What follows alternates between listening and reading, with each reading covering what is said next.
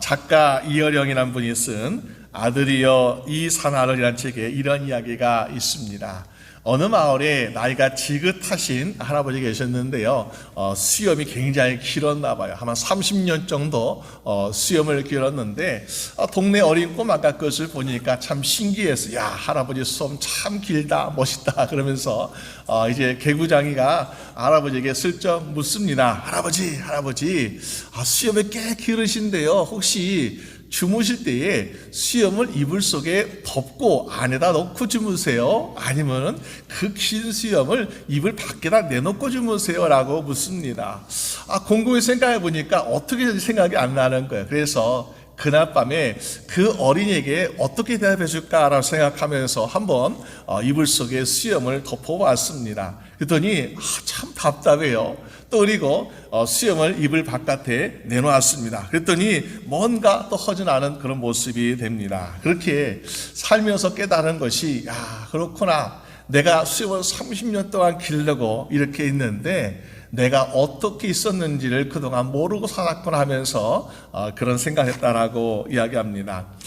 우리의 신앙도 혹시 그런 것은 아닐까요? 우리가 나는 예수를 나의 구주로 믿고 성령님께서 우리 안에 임재하시고 우리와 함께하고 계시는데 성령님 어디 계세요? 어떻게 하세요? 하면서 이 성령님의 존재에 대해서 우리는 확실하지도 못하고 또 우리가 깨닫지 못하는 그런 때가 혹시 있는 것은 아닌지요? 왜 그랬을까요? 성령님이 보이는 것도 아닙니다. 성령님이 맞을 수 있는 것도 아닙니다. 그러니까는 이 성령님에 대해서는 잘 모를 때가 많이 있습니다. 요한복음 3장 8절 말씀 보니까 바람이 임으로 불 때에 내가 그 소리를 들어도 어디서 오며 어디로 가는지 알지 못하나니 성령으로 난 사람은 다 이러하니라 라고 말씀하고 있습니다.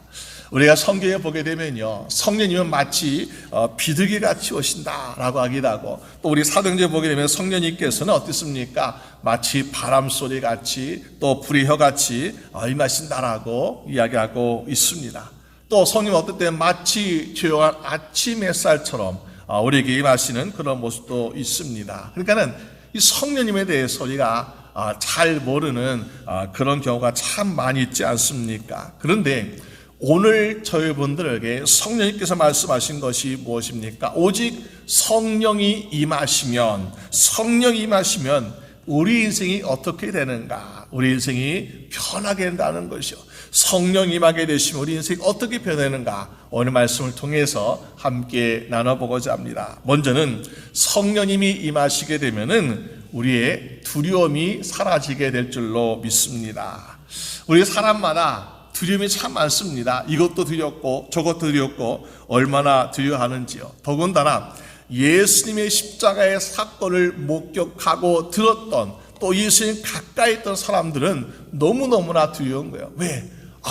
예수님 정말 놀라우신 분인데 능력 많으시고 그런 분인데 그 예수님이 십자가에 돌아가신다. 그러면 그 예수님을 따라다녔던 나는 과연 어떻게 될 것인가 하면서 우리가 두려움이 가득하게 됩니다. 특히 예수님의 제자들 얼마나 두렵고 떨렸는지요. 그런데 이 두려움 때문에 사람도 어떻게 합니까? 내가 가장 사랑했던 예수님, 내가 가장 믿었던 예수님을 부인하면서 비겁하게 되고 또 정말 우리가 믿음의 모습이 아니라 부끄러운 모습으로 나타날 때가 참 많이 있습니다. 그런데 오늘 성령님께서 임하시면 어떻게 된다고 말씀하고 있습니까? 우리가 성령님이 임하시게 되면은 비겁하지도 아니하고 두려워지지 아니하고 담대하게 용기 있는 삶을 살게 될 줄로 믿습니다.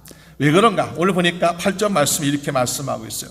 오직 성령이 너에게 임하시면 너희가 권능을 받고 이 권능이라는 것이 보니까는 헬라어로 디나미스라 그러는데 힘과 능력을 소유하게 된다. 우리가 영어에 보게 되면 다이너마이트 폭탄이지 않습니까? 이거 가지고 있으면 어떻습니까? 무섭지가 않아요. 우리가 전쟁터에서 지금 싸우고 있는 많은 여러 나라들이 있는데 보니까요, 무기가 없으면 막 무섭고 벌벌 떱니다. 근데 무기가 많아요. 폭탄이 많아요. 그럼 어떻습니까? 야, 덤벼봐 하면서 마음껏 막 폭탄을 쏘아댑니다. 여러분, 그만큼 우리 안에 힘과 능력을 주시는 성령님이 함께 하시기 때문에 오늘 저희분들은 두려워하지 아니하는 인생을 살게 된 줄로 믿으시기 바랍니다. 그래서 우리가 내가 힘과 능력이 없을 때는요, 두렵고 비겁하고 겁쟁이였어요. 그런데 내가 힘과 능력을 받게 되니까 어떻습니까? 다른 사람으로 변하게 되는 우리 모습을 발견할 수 있습니다. 우리가 사도행전 2장에 보게 되면은 이 마가의 다락방에서 120명의 제자들이 예수님과 함께 성령을 받기 위해서 전심으로 10일 동안 기도하는 모습을 보여주고 있습니다. 그래서 오순절날 정말 예수님께서 강림하셨어요. 그리고 모든 기도하는 사람들에게 성령 충만한 역사가 일하고 있습니다. 그 중에서 보니까 이 베드로라는 사람, 우리가 알다시피 굉장한 변화를 경험했던 사람인 것을 보게 되죠. 성령님을 체험하기 전까지는 나는 예수를 모른다고 3번이나 부인했던 사람이에요. 그런데 성령님을 체험하니까 어떻게 되었습니까? 그는 두려움에서 벗어날 수 있게 되더라. 마치 우리가 수렁 늪에 빠져 있는 그런 사람이 이제는 늪에서 빠져나올 수 있는 그런 것을 체험하게 되는 것을 보게 됩니다. 그러니까는 자기를 잡으려고 했던 그 유대인들이 두려웠는데요, 이 유대인들이 두려워하지 아니하고 그들에게 전합니다. 야, 우리가 예수 그리스도 하나님의 아들을 십자가에 함께 못 박아 죽였다. 그리고 우리 예수님 죽인 죄에 대해서 함께 회개합시다 하면서 유대인들 앞에서 담대하게 전하는 모습을 보게 됩니다. 또 말씀, 복음, 예수 그리스도 부활 이거 전하면서 담대하게 전하니까 많은 사람들, 3,000명의 사람들이 회개하고 침례받고 돌아오는 놀라운 역사가 일하고 있지 않습니까? 이 베드로가 이렇게 180도의 모습으로 받게 된 것은 베드로가 갑자기 어떤 다른 변화가 있는 것이 아닙니다. 성령이 마셨기 때문에 베드로, 겁쟁이, 배신자였던 이 사람이요, 정말 담대한 믿음을 전하고 복음을 전하는 사람으로 변할 수 있게 되라는 것입니다. 오늘 저희분들도 성령 충만함을 말미암아 우리 마음속에 가지고 있는 두려움과 걱정과 근심을 다 몰아내고 주 안에서 담대하게 살아갈 수 있는 저희분 되시기를 주님의 이름으로 축원합니다. 우리가 그래서 나는 믿음 있는 사람입니다. 나는 그리스도라면서 우리는 얼마나 살고 있는지요. 그런데 우리가 살다 보면, 또 우리가 신앙생활하다 보면은 나는 그리스도이니까 난 두렵지 않아. 나는 그리스도니까 다 이길 수 있어. 우리가 사도 바울의 고백처럼 내게 능력 준 자 안에 내가 모든 것을 할 수 있느니라 라는 고백을 믿고 살아가고 있는데, 우리가 마주하고 있는 원수 사단은 과연 우리 그리스도인들을 두려워할까요? 그리스도인들을 사단은 두려워할 때도 있고 두려워하지 않을 때도 있습니다. 내가 예수 믿고 그리스도인 되었지만은 그러나 내 안에 성령님께서 임재하시고 나와 함께 할 때는요, 이 사단이 두려워합니다. 벌벌 떱니다. 그런데 우리 안에 빈 껍데기처럼 아무 힘도 없이 성령님이 계시지 않으면 마치 빈 껍데기처럼 되기 때문에 사단이 우리를 우습게 여기고 또 우리를 유혹하고 시험할 때가 얼마나 많이 있는지요. 여러분, 우리가 예수 믿고 구원받았지만, 예수 믿고 그리스도인 되었지만은 날마다 성령 충만하게 되어서 사단이 벌벌 떨므로 말미암아 날마다 주 안에서 승리하게 되는 여러분 되시기를 주님의 이름으로 축원합니다. 또 우리가 오직 성령이 마시게 되면은 어떤 일이 일하게 되겠습니까? 바로 두 번째로 우리가 증인의 삶을 살 수 있게 되더라라는 것입니다. 여러분, 오늘 본문에서 말씀하고 있는 것이 무엇인가? 너희가 성령 받게 되면 어떻게 할 8절 말씀 보니까 내 증인이 되리라 라고 말해서 증인 되리라. 여러분, 증인이라는 것이 어떤 사람을 이야기하고 있습니까? 내가 보고 내가 들은 것을 그대로 전하는 사람이 바로 증인이에요. 근데 오늘날에도 보게 되면요, 진짜 증인이 있고 또 거짓 증인이 많이 있습니다. 진짜 증인은 어떤 사람이요, 자기의 목숨을 걸고 전할 때가 어떤 범죄나 어떤 사건이 있기 때문에 이것을 내가 그대로 보고 들은 것을 내가 전하면 어떻습니까? 혹시나 어떤 보복을 당할까봐, 어떤 위험에 빠질까봐 내가 보고 들은 것을 마음대로 전하지 못하는 사람들이 얼마나 많이 있습니까? 그래서 내가 보고 들은 것을 전해야 되는데 아이고 나는 무섭습니다 하면서 전하지 못하는 불쌍한 사람들. 그래서 결국 어떻게 해요? 그러니까 더 많은 사람들이 피해를 당하고 억울한 일을 당할 때가 참 많이 있습니다. 그런데 우리 믿음에 있어서 증인은 얼마나 중요한지요. 옛날에 히틀러 정권 때에 저항하다가 8년 동안 감옥생활을 했던 말틴 마네라는 목사님이 있었습니다. 이 목사님이 꿈을 잘 꾸었어요. 그러면서 이 전쟁이 끝날 때쯤에 이제 꿈을 꾸게 되었는데, 이 천국에서 하나님께서 심판하시는데 많은 사람들이 자기 죄를 자복하고 회개합니다. 야, 하나님 말씀하시니까 자기 죄가 드러나는 거, 그러니까는 물론 자기 죄를 자복하고 회개할 수밖에 없죠. 그런데 어떤 사람이 하나님 앞에서 나는 죄인이 아닙니다, 난 억울합니다 막 계속 그러는 거예요. 그러니까 하나님이 야, 너는 참 죄가 많은데 왜 죄가 없다고 하냐면서 계속 이야기하시는데, 죄 없다고 억울하다고 변명을 늘어놓는 사람이 있습니다. 근데 그 옆에 목사님이 지나갈 때에 하나님이 물으십니다. 야, 너는 이 사람이 지금 죄 없다고 억울하다고 말하고 있는데 이 책임을 넌 아느냐? 저는 모릅니다. 근데 하나님 말씀, 야, 너에게도 책임이 있다고 그러셔. 아니, 무슨 말씀입니까? 보니까는 나는 죄가 없다, 억울하다는 사람 보니까는 자기를 그토록 괴롭혔던 바로 히틀러가 거기 있다는 거예요. 히틀러 하나님 앞에서 억울하다, 나는 죄 없다라고 얘기하는 것입니다.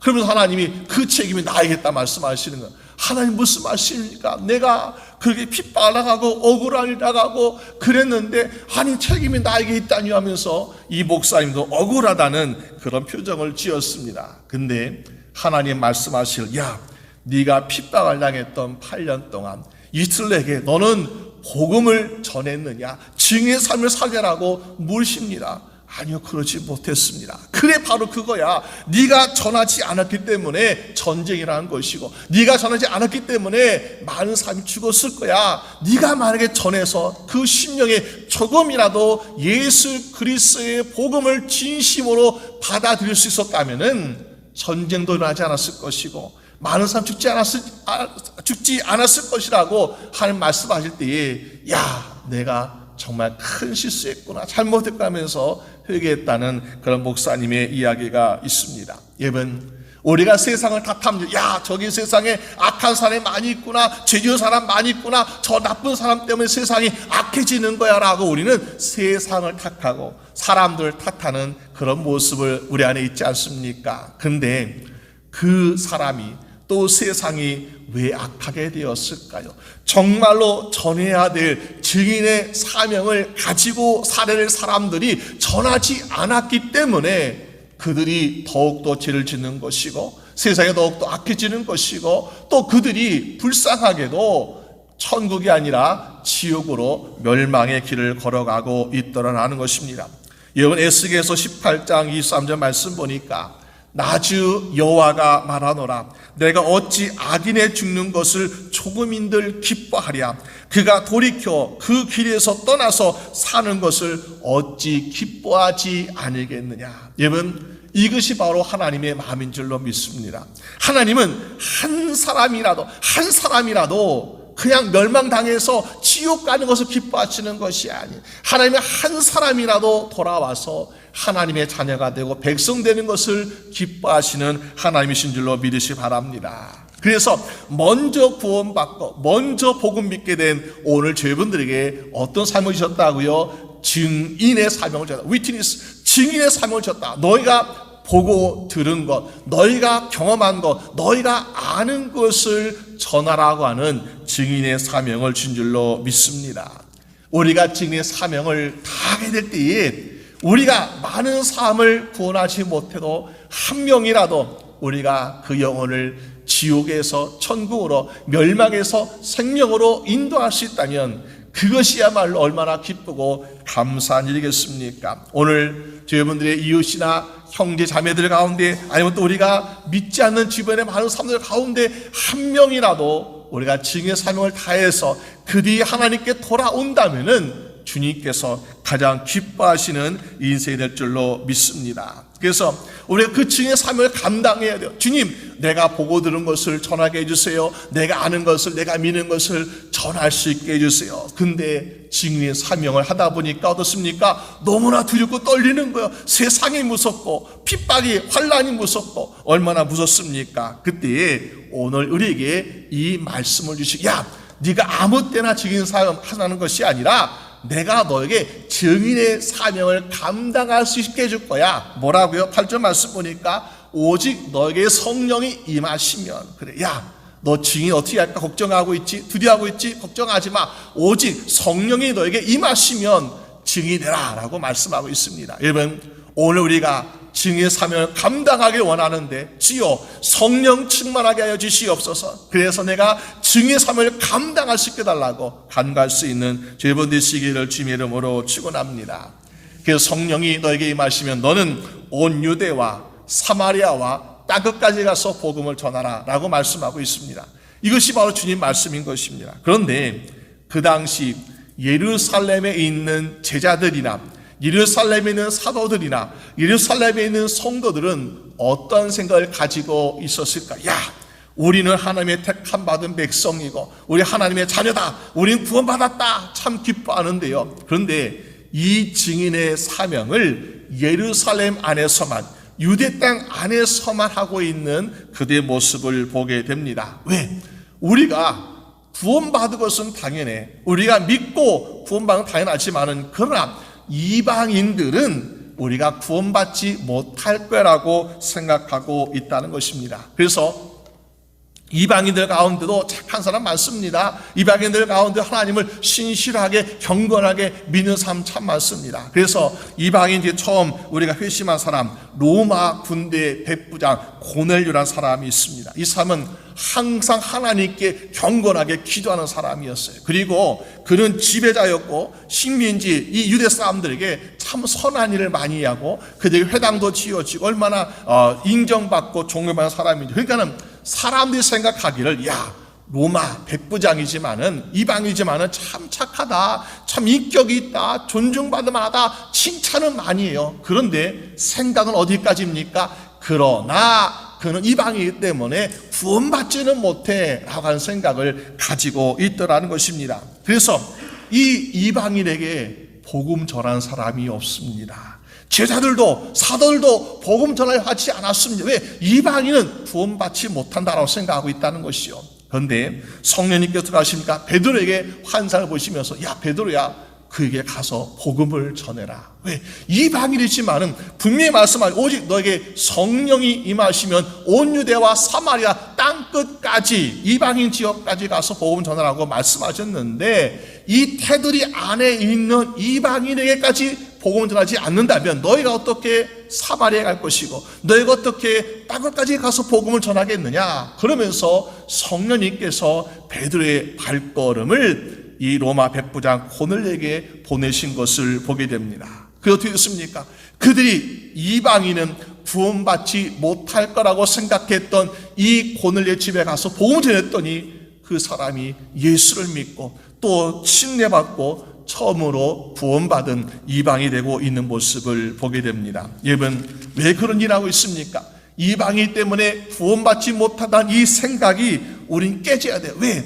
이방인이지만 누구든지 예수를 나의 구주로 믿는 사람은 구원받을 수 있다. 그래서 우리가 고린도서 12장 3절 말씀 보니까 성령으로 아니하고는 누구든지 예수를 주시라 할 수 없느니라. 여러분, 우리가 나는 예수님은 나의 구주이십니다 라고 이 고백이 내가 유대인이면 할까요? 아니에요. 많은 유대인들 가운데도 이 고백을 하지 아니하고 그리스도인 되지 않은 사람들이 얼마나 많이 있습니까? 그런데 반면에 이방인이지만은 그들의 마음 심령과 그들의 입술을 통해서 예수는 나의 구주이십니다라는 이 고백을 통해서 그들이 그리스도인 된 삶이 나타나는 것이죠. 왜? 누가 하는 것이기 때문에 성령님께서 역사하시는 것이기 때문에. 여러분, 오늘 우리의 심령, 또 우리의 이웃, 우리 형제자매, 우리의 모든 가족들이 정말 성령님께서 역사하신 말미암아 그들의 입술에서 그들의 심령에서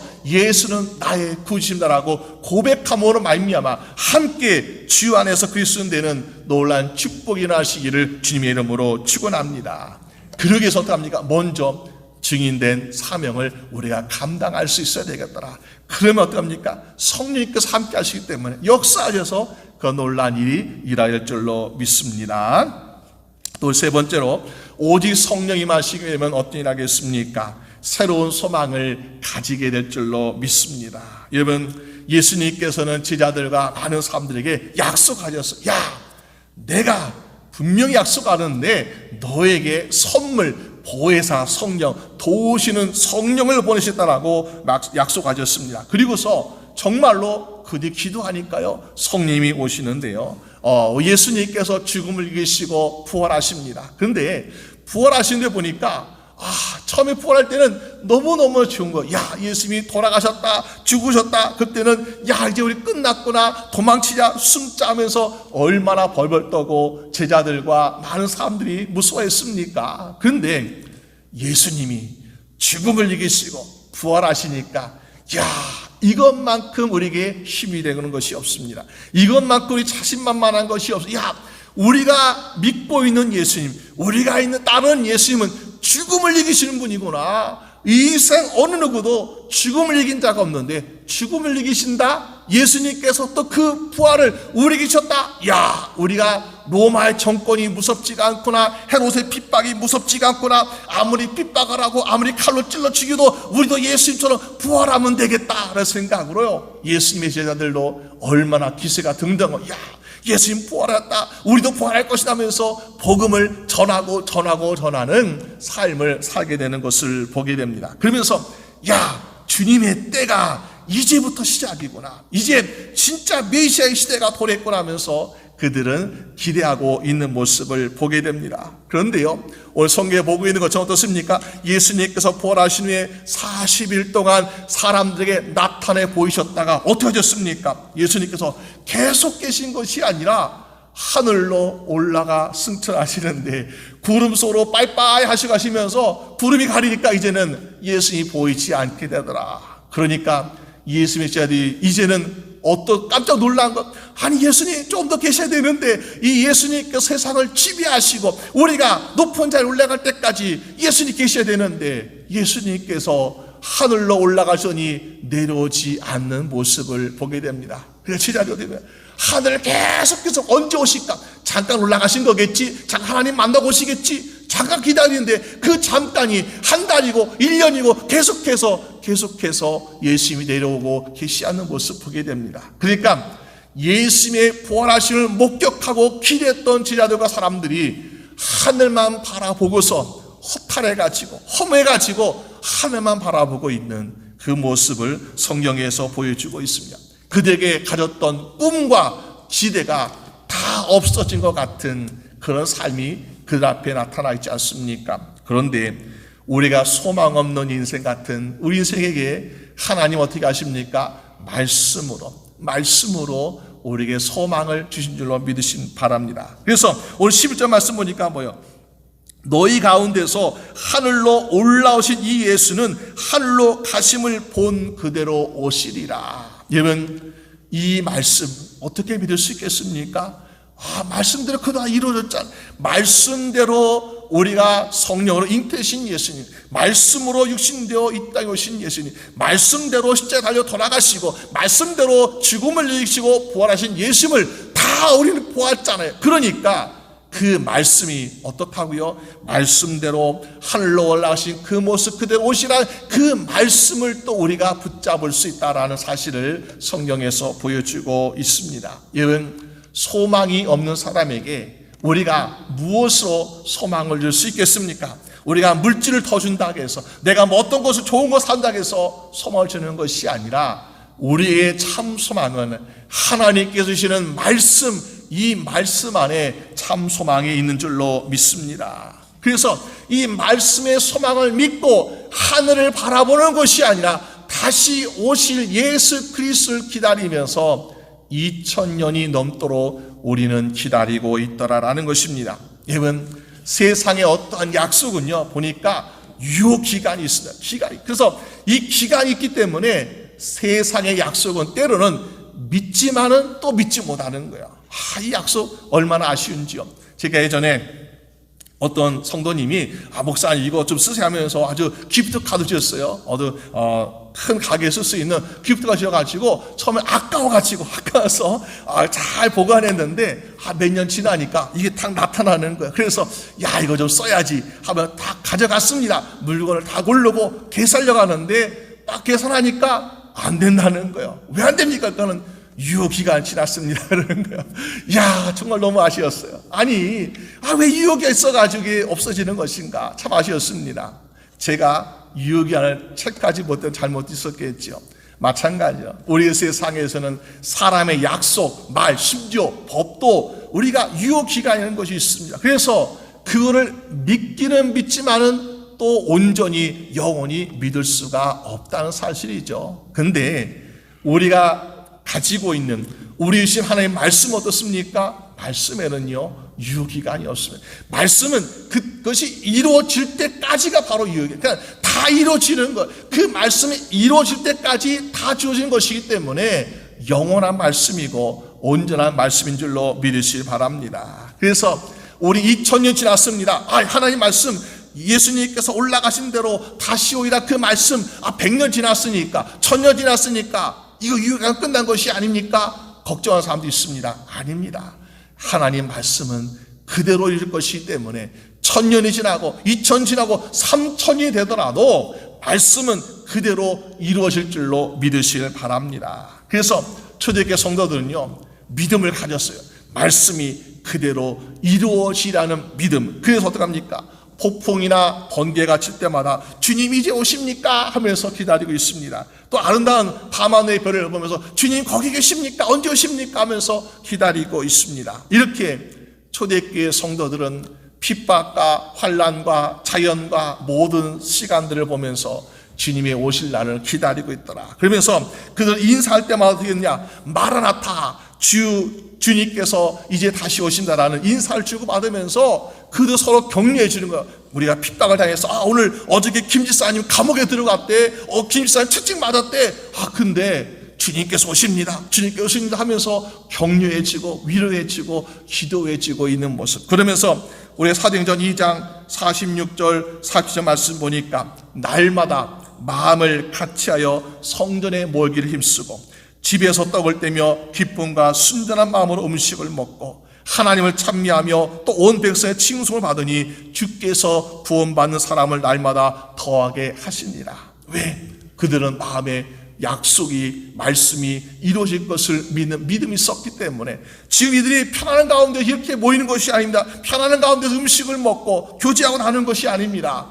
그들 가운데는 어떤 집사님은 감옥에 가고 어떤 사람은 사자굴에 가고 어떤 사람은 정말 채찍에 맞아서 피가 나고 이런 가운데서도 날마다 모이기 힘쓰고 교제하고 기도하고 찬양하는 이런 모습을 쓰던 것은 바로 주님이 다시 오시라는 그 말씀을 믿기 때문에 이렇게 하고 있는 모습을 보여주고 있지 않습니까? 여러분, 주님의 약속을 기다린 사람에게는요 불평이 없습니다. 주님의 약속 기다린 사람은요 모든 것을 참고 인내하고 사는 모습을 볼 수가 있습니다. 오늘 저희들도 우리가 주의 오심을 기다리면서 비록 2000년 시간이 지났지만은 우리가 1000년이 지나고 2000년이 지나고 3000년이 지날지라도 그 말씀이 반드시 이룰 것을 믿기 때문에 어떠한 환경 가운데서도 기쁨으로 감사함으로 기다릴 수 있는 여러분 되시기를 주님의 이름으로 축원합니다. 성경에는 예수님께서 다시 오시라고 하는 그 약속이 320번이나 기록되더라고 말씀하고 있습니다. 그래서 이 320번이 된 그 기록된 말씀 가운데서 오늘 하나가 바로 예수님께서 하늘로 올라가신 그대로 오시라. 이것이 하나예요. 그러니까 예수의 말씀이 어쩌다가 한 번 이렇게 오신다라고 하는 것이 아니라 320번 동안 우리 계속해서 반복시켜 주시는 거예요. 잊을 때마다, 걱정할 때마다, 두려울 때마다 예수님 오신다 하시면서 우리에게 말씀해 주고 있다는 것입니다. 여러분, 그 말씀 믿는 자는 복이 있는 것이고 그 말씀 믿는 자는 우리가 이 기쁨으로 인내하며 소망을 가지며 기다릴 줄로 믿습니다.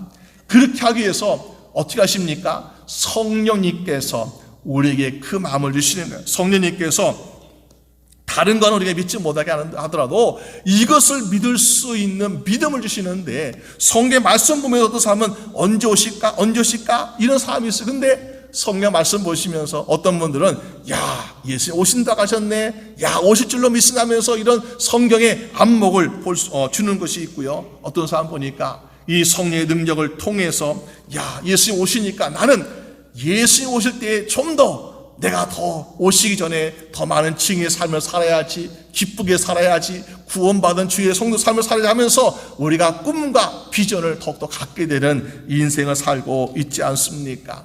성령의 힘은 무엇이든지 가능하는 것이고, 성령의 힘은 우리가 그 힘을 통해서 주님께 주신 사명을 감당할 수 있도록 도우신다라고 말씀하고 있습니다.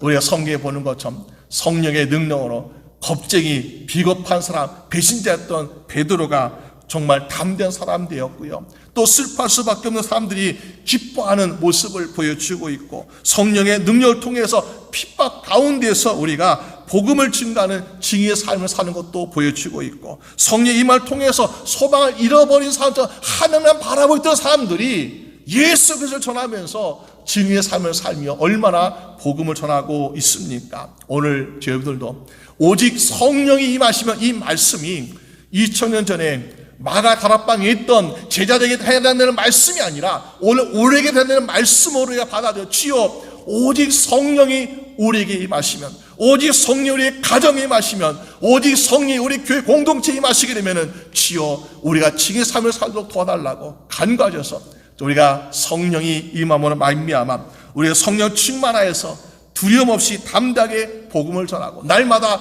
예수 그리스도를 기다리며 증인의 삶을 살아가는 죄번 되시기를 주님의 이름으로 축원합니다. 우리 함께 기도드리겠습니다.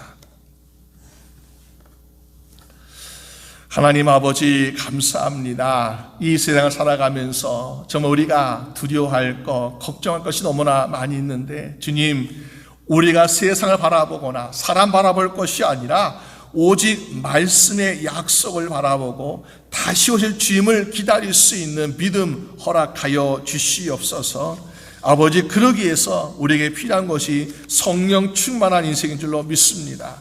우리의 심령에 정말 우리가 예수 그리스도 나의 구주로 믿고 고백했던 그 기쁨, 그 감동, 그 은혜를 허락하셔서 날마다 성령 충만한 인생 되도록 주님 도와 주시옵소서. 우리의 모든 주변에서, 우리의 모든 환경에서, 우리의 모든 사람들에게서는 그 두려움 사라지게 하여 주시옵시고, 날마다 주 예수는 나의 그리스도시요 나의 주님이라고 고백할 수 있는 증인의 삶을 살 수 있도록 도와주시길 원합니다. 아버지, 세상이 너무나 참으로 험악합니다. 너무나 두렵고 떨립니다. 아버지 하나님, 주여 우리에게 주신 소망, 예수 그리스도께서 올라가신 그대로 다시 오시려 했던 그 소망을 바라보면서 살아갈 수 있도록 주장하여 주시옵소서. 감사드리옵고 우리 주 예수 그리스도의 이름으로 기도드립니다. 아멘.